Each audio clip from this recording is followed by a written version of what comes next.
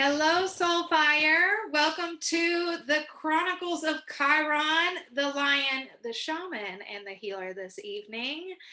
Christopher could not be here tonight, so you are here with me, Jessica Tanselle, medium, spiritual teacher, and healer, and we are here with special guest Jeff Carter. Hey, Jeff, how are you? Hey everyone, I'm doing great. How you doing, Jessica? I'm doing awesome, and I always love when you and I get to connect. So Jeff and I have connected through some of our retreat work and some of my retreat work, and we've connected. And I always love being in Jeff's energy. And Jeff, I'd love for you to share. I'm going to share my experience with Jeff, but Jeff, I'd love for you to share with everyone a little bit about yourself and what you do. Well, first and foremost, I'm a shamanic practitioner and a human being on this planet. So, I use shamanic techniques primarily to help people heal spiritually, mentally, emotionally, physically, and keep them grounded, keep them on course in this life. And I do that just working with the spirits. And, actually, I'm not doing it. I'm kind of like you as a medium. I'm a medium for that work. So, there's other things, other modalities that I do, inside of shamanism. There's divination, soul retrieval, extraction, psychopomp work, which is working with people that are transitioning or have transitioned and need some help getting to the other side or where they need to be. And that's, primarily the modalities that I actually work with. I'm a Reiki master, so I can incorporate that, as part of my practice. And I'm a dream interpreter. And I use my journeying skills, my ability to talk with spirits to help people unwind some of these crazy dreams they have, try to get some meaning out of them, Yeah. So that's me in a nutshell. Besides being a dad and a grandfather and a happy person. Yes. Yeah. I love that. Well, so Jeff and I catch up every now and again, check in with each other. We've become buddies over the past year and a half. And a few weeks ago, well, you all know I went through that big thing, lots of different things, right? And so Jeff called me one day and he's like, "Hey, how are you?" And I was like, "I'm good. How are you?" He goes, "You don't sound okay." And I was like, "Well," and so I shared all this stuff, right? And he's such a good listener. And then he calls me back later and I'm ready. I'm like, I'm going to listen to Jeff. Let's see what's going on with Jeff. And he sat me down real quick and he was like, "Could you try this?" I didn't know what I was what I was trying, but I trust Jeff. So we went through different processes, but as he helped me with protection and he helped me to release some of the emotion, one of the significant things that I remember was what we talked about with how we've all chosen our path before we came here. Like, it was just a great reminder of course I chose this. I knew all this was going to happen. And also, when we went through the release, my whole head was vibrating. I don't think I felt the energy so intense ever. So it was a beautiful process. I was calm at the end. And it was, I maybe spent, 30 to 45 minutes with Jeff. And it was just really transformational. And this was for us, it was through Zoom that day that we were catching up, or Facebook or something. Right. So you tapped right on into my energy in the beginning of that. Well, we hadn't planned a healing session. It just kind of happened. And, part of this, in shamanism or in spirit work, there's no time or space. So whether I'm here and, you're sitting across from me, or you're laying down and I'm doing the work on you, it can be done as we're talking right now. And it can be done just as effectively. Mm-hmm. I prefer to have somebody in person, but it's not necessary really. And I have no idea why that's a preference for me. It just is, sometimes if I'm using, some of my tools, and I brought a few things here, and I don't know, the audience, if you guys know some of the tools that shamans use, and so, first and foremost, we have a rattle.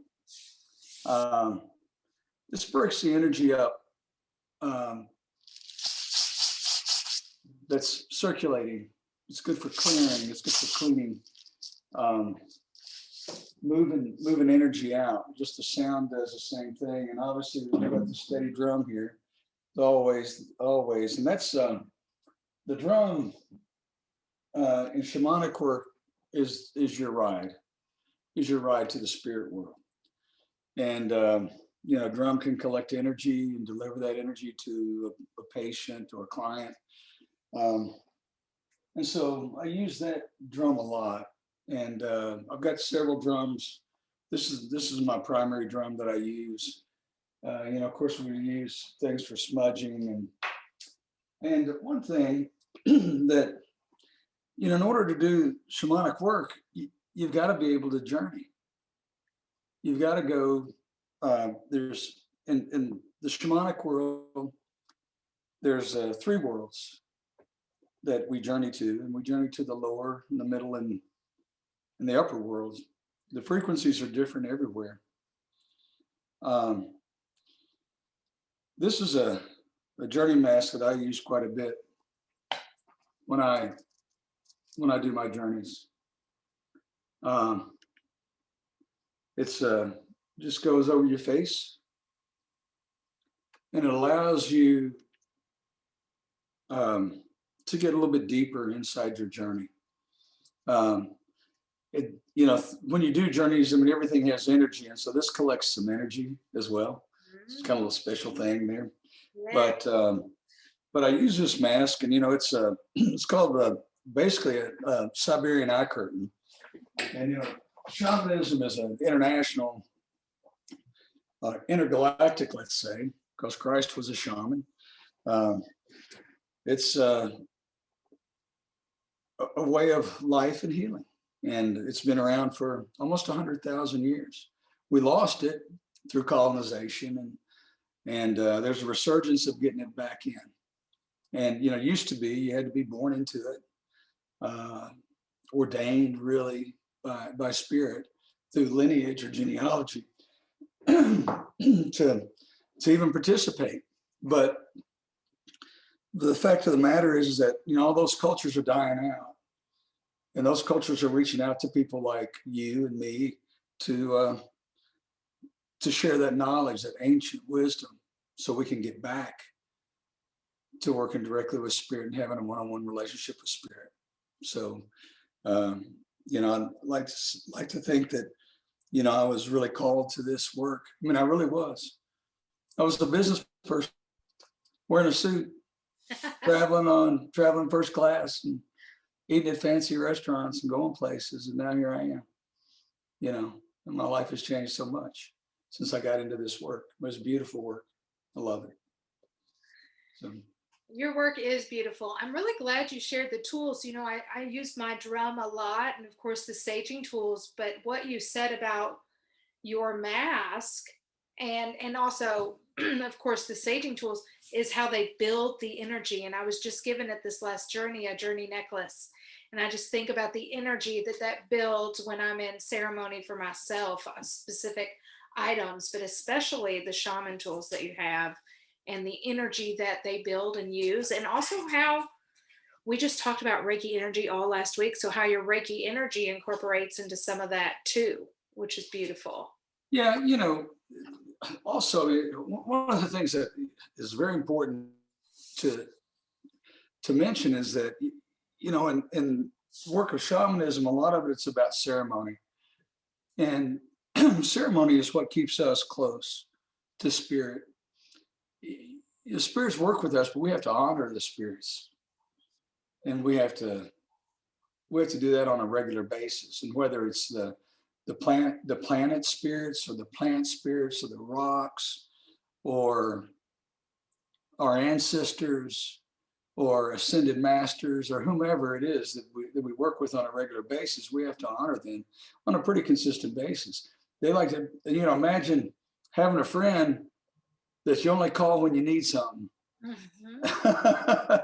And you're making a lot of withdrawals, you're not making many deposits. And Yeah. that's kind of how that's I've learned. That's how it works. Yeah. And so I do a lot of ceremony, and some of them are not real fancy. Some of them are very, they can be extremely simple, um, but they can be extremely effective too. So, if I go hiking, I usually carry some cornmeal or tobacco with me, and I honor the kachina of the land, allow it to bless me and feed me, give me energy while I'm walking on that land, and thanking it for allowing me to be there, because it's not my territory. Yeah. I'm a visitor, Yeah. like bringing a house gift when you go see somebody, you know. Yeah. So just small ceremonies like that. I do that very often. I have altars, you can see over here. There, I've got an altar. Actually, in this room, I have 3 altars. I have an altar here, which you can't see, and I have an altar over here. I'll just turn around that you may be able to see. And so, and I honor, and I change those altars on a regular basis to honor different spirits. And I might have effigies of the spirit animals that I may work with and honor them, or effigies of spirits that I work with, effigies of angels or Buddha or Christ, or, on this altar, I have elephants and Christ and Buddha, hawk Mhm. in this. And if you noticed on this, there's a hawk feather. I work with this spirit animal often, very often, and it daily. And I honor this one a lot. So I wanted to talk about your dream interpretation a little bit. So, okay. so I called Jeff kind of last minute today, and I do want to point out you talked about your altars, but you've got Jesus supporting right now behind you too. I don't know if we've mentioned that, but he's right there with you. Yes, all the time. Yeah. Yeah. I want to point that out too. Well, I wanted to talk about dream interpretation a little bit. It was interesting as today unfolded. I had somebody early this morning ask about a dream. And then unexpectedly, I called Jeff about, hey, can we chat tonight?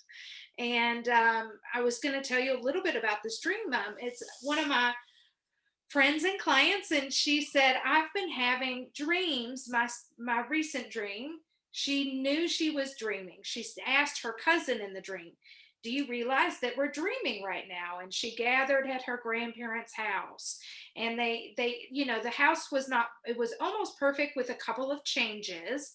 But she also said there are times in this dream when she's driving to her grandparents and she's afraid to actually go there to find out that they've passed away. And at the same time, she knows she's dreaming. So I mentioned that it sounded like lucid dreaming to me, which isn't something that I necessarily do often. So I'd love your feedback on that and any tips you have on interpreting dreams. Well, let's just clear up, I guess, the definition of a lucid dream first. Hmm. I think sometimes people get confused about that. And it's really nothing more than a dream that just seems real. Hmm. It's a dream that just feels like you were just there in an awake state. It's that meaningful to you, and it's one of those dreams that really sticks with you. A lot of times we dream so much we don't really remember a lot of our dreams. That takes practice to be able to remember dreams. I dream so much. I love to sleep because I know I'm going to travel Yeah. and I know I'm going to go places. I really I love to sleep because I love to dream.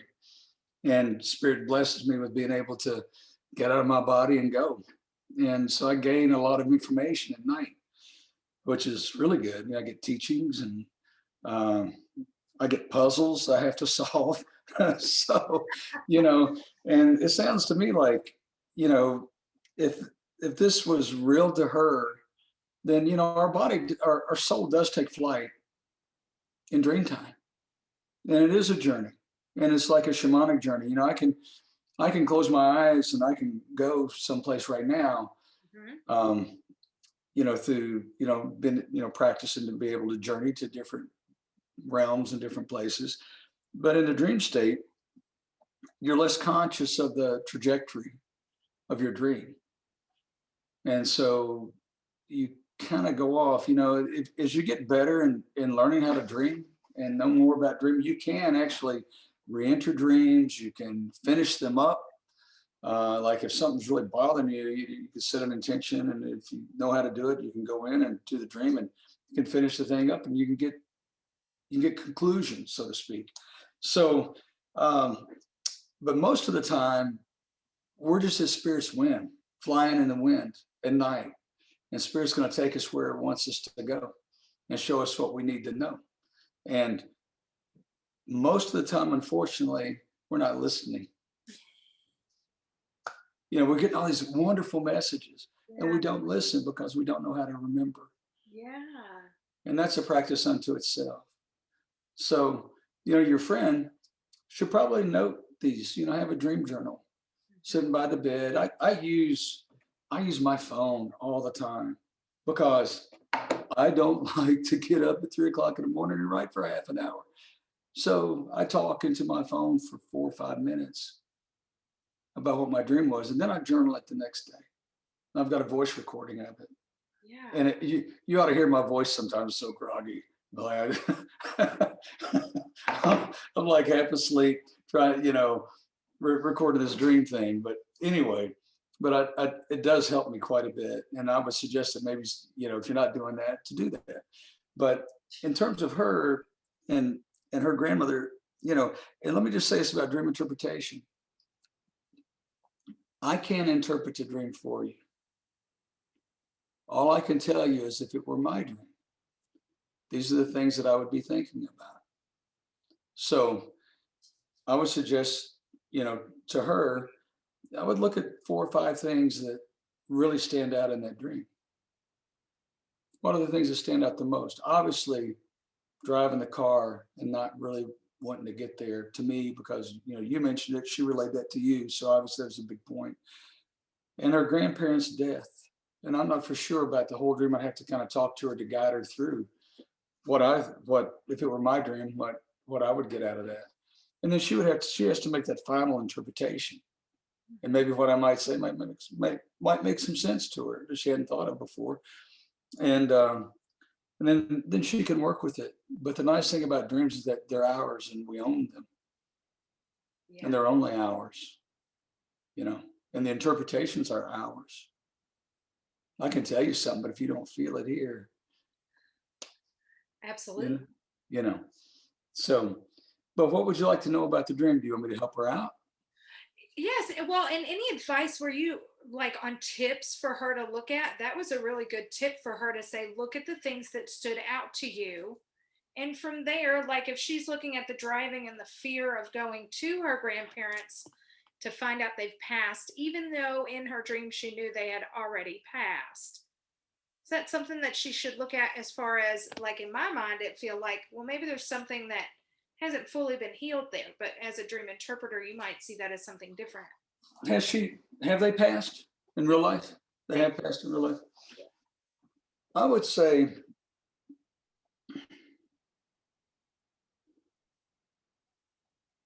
if it were my dream, Mhm. that would be spirit almost warning me about the pain that's coming along with that loss. Mhm. It's giving me a heads up. I don't think there's a huge message in that dream, to be quite honest with you, not based on what you've told me. There could be some other details that may go, wow, that's awesome. But it's, a lot of times spirit's just trying to take care of us, watch our backs. And as a warning that there's some pain coming.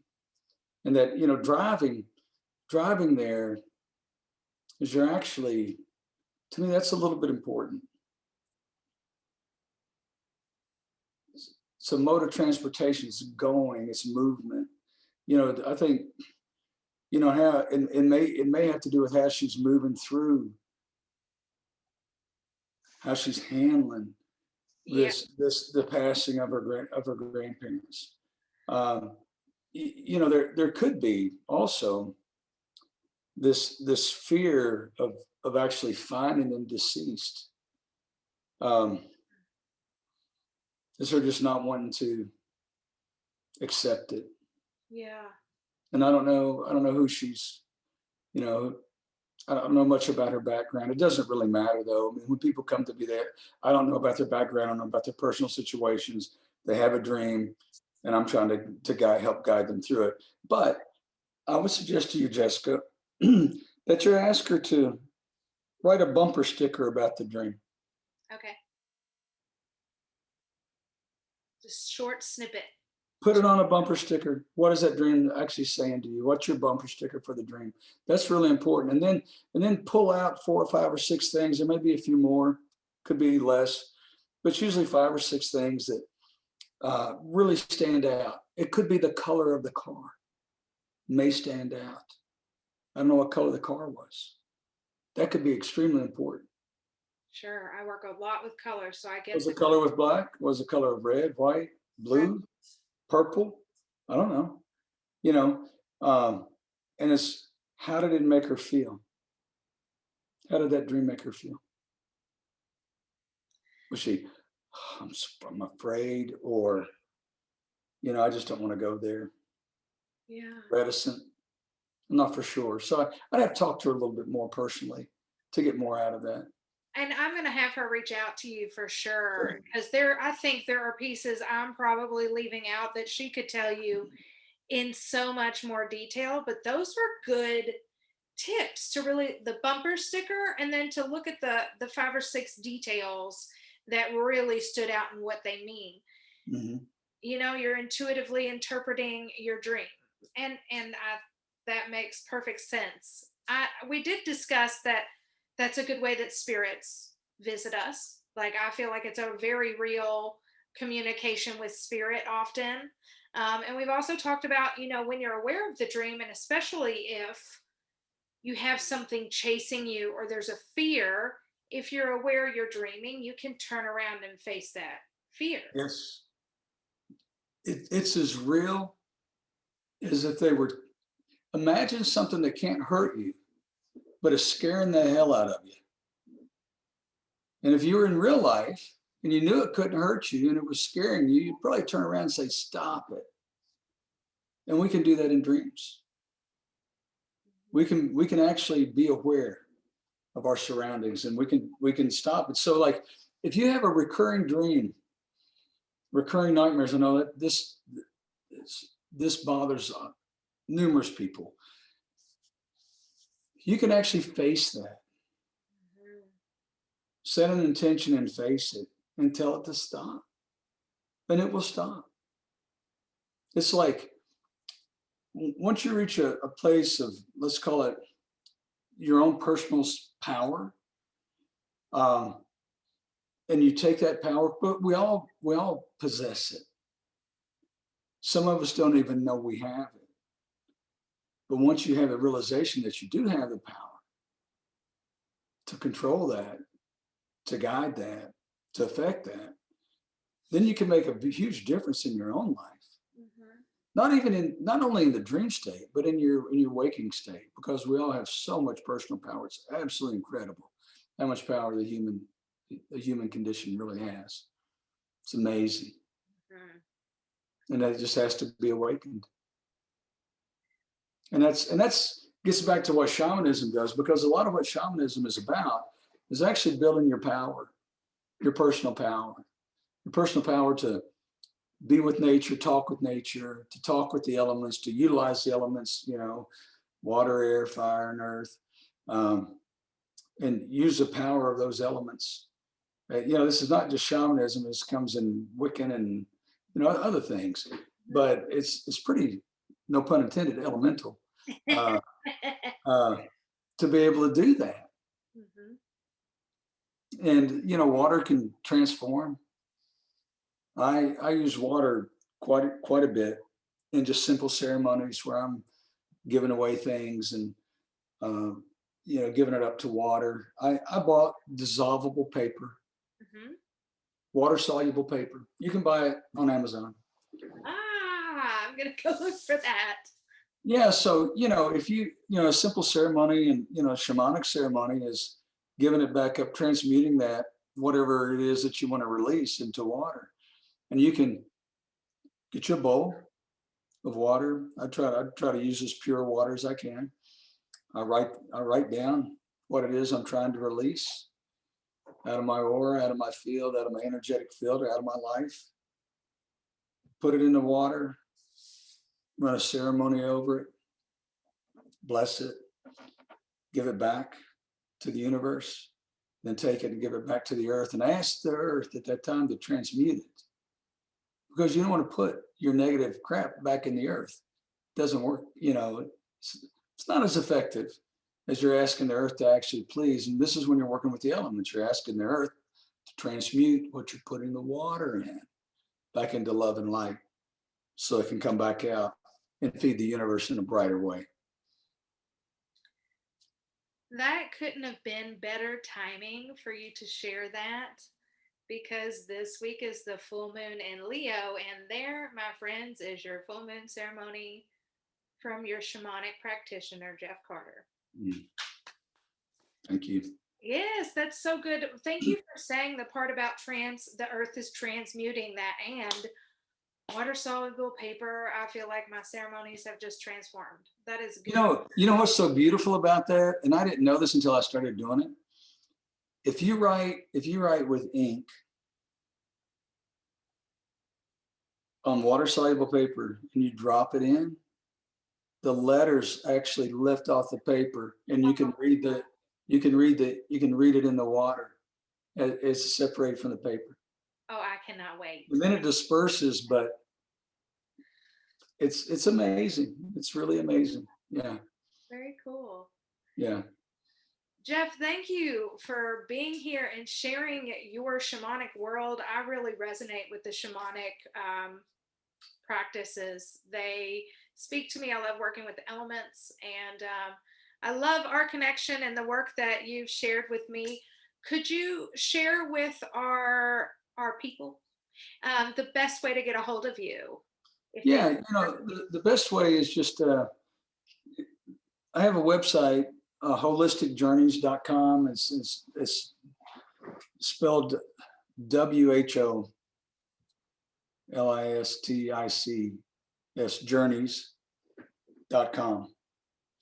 And you can reach me there, or you can catch me on Facebook and message me, and we'll exchange phone numbers, and I'll call you back.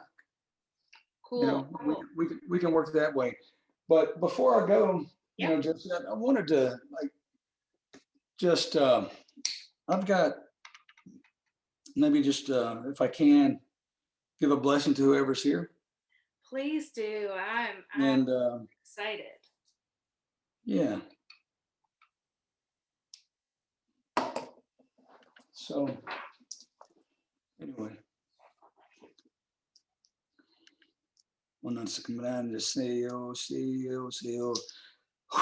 Hey, I'm can say.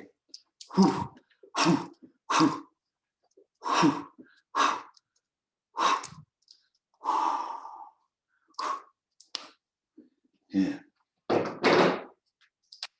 So blessings to everybody. Thank you so much. Thank you. Yeah. Thank you so much. Aho. Thank you. Peace. Peace. Thank you so much for being here. I'm going to update Jeff's website on here, and especially those of you who are wanting to work with healing and dream interpretation. I love Jeff's work, and we will be back. Christopher and I will be back next Monday, February 1st at 9:30 p.m. Eastern Standard Time. And I'll see you then. See you later. You guys have a great night. Yeah, y'all have a wonderful evening. Thank you.